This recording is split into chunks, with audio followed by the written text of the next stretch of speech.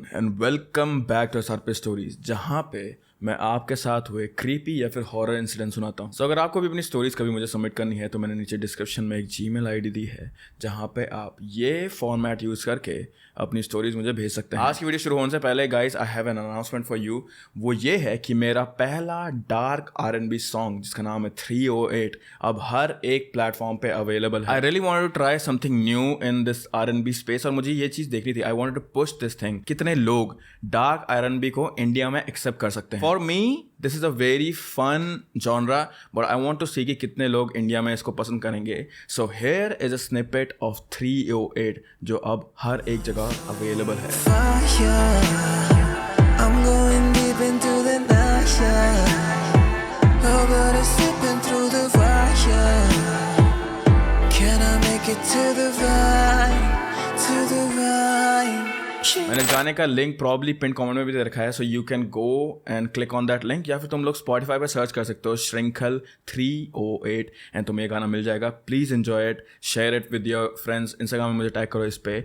But अब वापस आ जाते हैं हम आज की स्टोरी पे। अक्सर लोग ऐसा कहते हैं कि जहाँ हम रहते हैं, जिस घर में हम रहते हैं, जैसा हमारा एनवायरनमेंट होता है, वो जगह हमारी एनर्जी को एब्जॉर्ब कर लेती है। सो अगर कभी कोई आदमी वो घर छोड़ के भी चले जाए तो तब भी तुम्हें उस आदमी की एनर्जी वहाँ या फिर उसका प्रेजेंस वहाँ फील होता है। लेकिन ये चीज़ सिर्फ पॉजिटिव या फिर लिविंग एनर्जीज के साथ नहीं है। ऐसी चीज़ें नेगेटिव एनर्जी के साथ भी होती है, फिर नेगेटिव चीज़ों के साथ भी होते हैं, जिसे कहा जाता है रेजिडुअल हॉन्टिंग।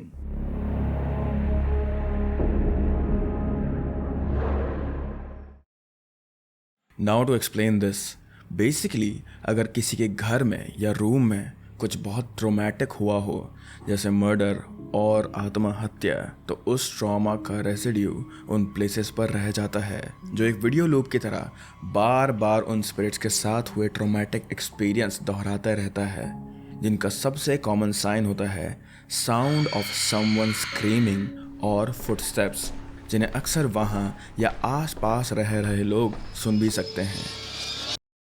और आज की हमारी स्टोरी है वो भी रेजिडुअल हॉन्टिंग के अराउंड रिवॉल्व होती है, जो कि हमारे पास आती है गाजियाबाद, उत्तर प्रदेश से।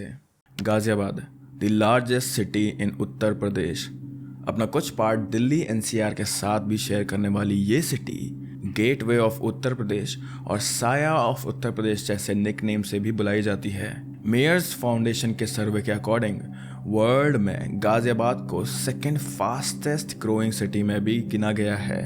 गाजियाबाद को मेनली 5 जोन्स में डिवाइड किया गया है और इन्हीं 5 जोन में से एक है कविनगर। मैं कविनगर से बिलोंग करती हूँ and to give a little detail, ये काफ़ी पॉश इलाका है। यहाँ मोस्टली लोगों के विलास और बंगलोज ही मिलेंगे, जिन्हें यहाँ की लैंग्वेज में कोठी भी बोला जाता है। इन्हीं बंगलोज में से एक है KC19 which belong to the Jain family. Jain family में 5 मेंबर्स थे, कमला जैन, उनकी वाइफ बिलास जैन और उनके 3 बच्चे।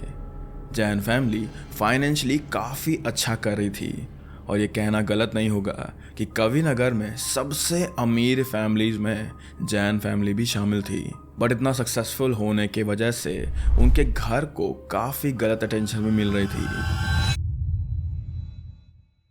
गाजियाबाद हमेशा से ही अपने क्राइम के लिए काफ़ी फेमस रहा है या फिर जाना जाता है, और 90s में तो चोर और डकैतियों का काफ़ी ज़्यादा डर रहता था यहाँ। नॉर्मली लोग रात में बाहर निकलने से भी डरते थे कि कहीं रास्ते में उन्हें कोई लूट ना ले। मैंने ऐसे भी सुना है कि उस समय कविनगर में काफ़ी चोरियां हो रही थी और हर कोई अपनी सेफ्टी को लेकर काफ़ी डरा हुआ था।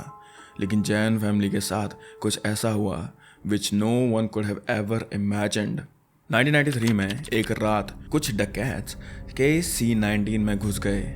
जैन फैमिली में उस रात 5 फैमिली मेंबर्स वहाँ प्रेजेंट थे and 4 of them were murdered right there. उन सभी को नाइफ से मारा गया था और सिर्फ उनका सबसे छोटा बेटा, जो अराउंड 7 से 8 साल का होगा, he was the only survivor there. कोई सोच भी नहीं सकता कि उसके लिए ये सब कुछ कितना ट्रॉमेटाइजिंग रहा होगा। एंड इस इंसिडेंट के बाद उनके कुछ रिलेटिव्स उसे US ले गए, जिसके बाद वो कभी वापस इंडिया नहीं आया और ना ही किसी रिलेटिव ने ये जानने की कोशिश की कि आखिर उस रात वहाँ हुआ क्या था। KC19 में कभी कोई जैन फैमिली का सामान लेने भी नहीं आया, जो कई सालों से वहीं पड़ा हुआ था and the house was left abandoned. जिसके बाद से ही लोगों ने उस घर को हॉन्टेड मानना स्टार्ट कर दिया था। ये इंसिडेंट 1993 में हुआ था and I was born in 2000, but still even back in 2006 and 2007 KC-19 का डर हर किसी के दिल में तब भी बना हुआ था। और सूरज डूबने के बाद लोकल्स हमेशा उस घर के पास भी जाने से मना कर देते थे। ये बंगलो उस टाइम न्यूज़ में भी काफ़ी हेडलाइंस में आया था, बट इसको लेकर मेरे अर्लीस्ट मेमोरी एक फेमस टीवी न्यूज़ शो सनसनी की है। उस समय सनसनी के जो बहुत ही पॉपुलर रिपोर्टर थे वो अपने यूनिक नरेटिंग स्टाइल के लिए जाने जाते थे और उस एपिसोड के लिए वो अपनी एक टीम के साथ KC-19 को इन्वेस्टिगेट करने के लिए गए थे। आई नो कि अब तो ये न्यूज़ चैनल को देख के ही पता चलता है कि सब कुछ फिक्शनल है, बट एज अ 6-year-old मुझे वो शो देखकर काफ़ी डर लगता था। उन रिपोर्टर्स को घर से बार बार कोई ना कोई आवाज़ आ रही थी and there was a segment जहां वो पूरा घर अकेले घूम के आए थे। ये एपिसोड गाजियाबाद में बहुत पॉपुलर हुआ था एंड आई रिमेंबर कि हम सब फ्रेंड्स स्कूल में KC-19 की काफ़ी बातें कर रहे थे उस दौरान। And the interesting thing is कि मेरे घर से KC-90 सिर्फ 1 किलोमीटर की दूरी पर था और सुबह जब स्कूल बस आती थी तो उसके मॉर्निंग रूट में KC-19 के पास वाले घर से भी काफ़ी बच्चे पिकअप होते थे। तो हमारी बस रोज़ सुबह KC-19 के सामने से निकलती थी एंड जब भी ये होता था तो बस के सारे बच्चे खड़े होकर उस घर की तरफ झांकने लग जाते थे। मैं छोटी थी तो इट वॉज नेचुरल कि दूसरों की बातें सुनकर मुझे भी काफ़ी डर लगता था, but even today I still remember the creepy feeling जो मुझे उस घर को देख के और उसके सामने से निकलने पर आती थी। उस घर का ओवरऑल लुक बहुत ही क्रीपी वाइब्स देता था क्योंकि इतने सालों से घर की देख रेख करने वाला कोई नहीं था, इसलिए सामने से घर ऑलमोस्ट पूरी तरह से झाड़ियों से कवर हो चुका था। KC-90 के सामने से निकलने पे मुझे हमेशा एक हैवी फीलिंग महसूस होती थी। उसकी विंडोज भी टूट गई थी and the whole house felt just empty, lifeless. KC-19 के आसपास रहने वाले लोग को जनरली यही सुनने के लिए मिलता था कि घर से रात को बच्चों की खेलने की आवाज़ें आती हैं या कभी कभी किसी के बहुत तेज़ चिल्लाने की आवाज़ें भी आती थी यहाँ से। यहाँ कभी किसी को भी घर में कोई घोस्ट या किसी भी फैमिली मेम्बर का साया नहीं दिखा था, लेकिन वहाँ से आवाज़ें ऑलमोस्ट हर किसी ने सुनी थी। यहाँ तक कि जो कोई भी KC-19 के अंदर गया है उन्होंने बताया है कि इतने सालों के बाद भी वॉल्स पर खून के निशान वहाँ मौजूद हैं और अंदर जाने में उन्हें एक बहुत फाउल स्मेल भी आती थी। और बीच में तो KC-19 का डर इतना बढ़ गया था कि माना जाता था कि उसकी तरफ देखने से ही बैड लक शुरू हो जाता है। अब अगर इस घर के बारे में मैं और बताऊं तो KC-19 एक कॉलोनी में है और कॉलोनी की रोड पे सब लोग बैडमिंटन या क्रिकेट खेलते ही हैं क्योंकि कॉलोनी की रोड पर कार ज़्यादा नहीं आती थी, so it was safer to play all these games there. ऐसे ही एक दिन लड़कों का एक ग्रुप KC-90 के सामने क्रिकेट खेल रहा था, लेकिन उनकी बॉल KC-19 के गेट के पीछे चली गई। वो बॉल घर के अंदर नहीं गई थी बट सिर्फ गेट के पास रुक गई थी। इसीलिए उनमें से एक बच्चा बॉल के ऊपर से कूदकर बॉल लेने चले गया, लेकिन बॉल ढूंढते हुए ही उसने सडनली काफ़ी तेज रोना स्टार्ट कर दिया था। उसके फ्रेंड्स ये देखकर काफ़ी ज़्यादा घबरा गए थे और उसे जल्दी से बाहर आने के लिए उन्होंने बोला। वो लड़का जैसे तैसे करके बाहर निकला। उसके हाथ में बॉल नहीं थी पर उसकी आंखें लाल हो चुकी थी। बाहर आते ही हर कोई उससे बार बार पूछ रहा था कि उसे क्या हुआ है और वो रो क्यों रहा था, लेकिन उसने किसी का भी कुछ जवाब नहीं दिया। उसने बस अपना बैट उठाया और कोई कुछ भी समझ पाता उससे पहले ही उसने एक लड़के के सर पे बैट मार दिया। उस लड़के को काफ़ी ज़्यादा ब्लीडिंग होनी शुरू हो गई थी और उसके सर पर 8 स्टिचेस भी लगे थे। ये स्टोरी बस मैंने अपने स्कूल के बच्चों से ही सुनी थी, इसलिए मेरे लिए इस पर यकीन कर पाना थोड़ा मुश्किल था। बट KC-19 से जुड़ी एक और ऐसी स्टोरी है जिस पर मुझे पूरा यकीन है क्योंकि वो मेरे बड़े भाई के साथ हुआ था। KC-19 से थोड़ा आगे ही एक शिव मंदिर है जहाँ से हम हर ट्यूसडे को प्रसाद लेने जाते थे। वैसे तो मैं और मेरे भाई हमेशा साथ ही जाते थे, लेकिन उस दिन किसी वजह से मैं उनके साथ नहीं जा पाई। इसीलिए वो हमारे पड़ोस में रहे एक भैया के साथ उनकी स्कूटी पे मंदिर चले गए वो दोनों शाम को करीब 7:30 बजे घर से निकले। तब थोड़ा थोड़ा अंधेरा भी होने लगा था। अब क्योंकि मंदिर KC-19 से आगे था, इसीलिए उन्हें उसके सामने से होके ही जाना था।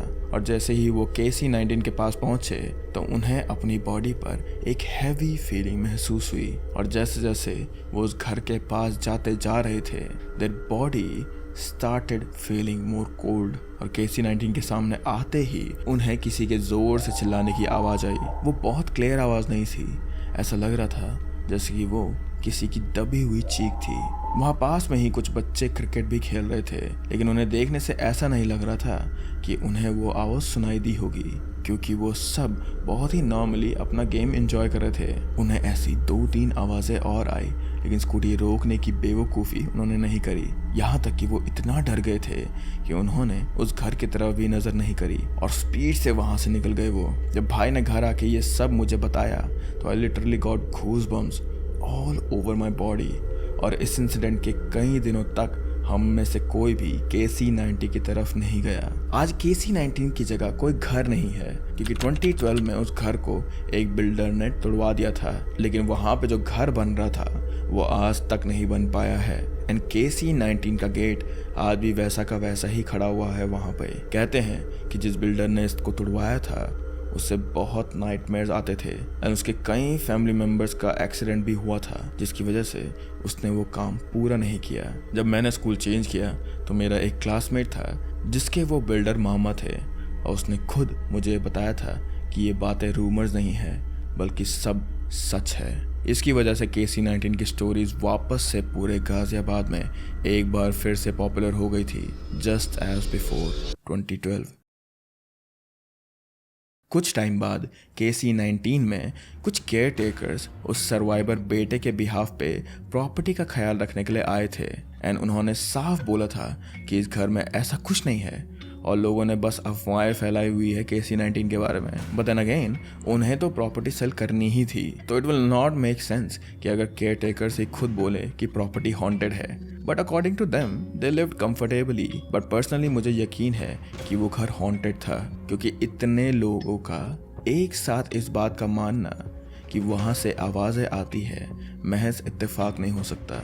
2024 में भी उस प्रॉपर्टी पे कुछ नहीं बन पाया है। कंस्ट्रक्शन स्टाफ वहाँ रहते तो हैं, लेकिन किसी को भी वहाँ काम चलते हुए कुछ ज़्यादा नज़र नहीं आता है। KC-19 का वो iron gate still stands tall just like it was back in the 90s। Boundary wall अभी भी वहाँ आधी मौजूद है और KC-19 की वो नंबर प्लेट भी आज तक वहाँ लगी हुई है। बट घर की जगह सिर्फ एक बड़ी सी ब्लैंक स्पेस है जो कोई नहीं जानता कि कब तक ये ऐसा रहेगा। क्या गाजियाबाद का ये घर सच में हॉन्टेड है? I will leave this decision for you to decide.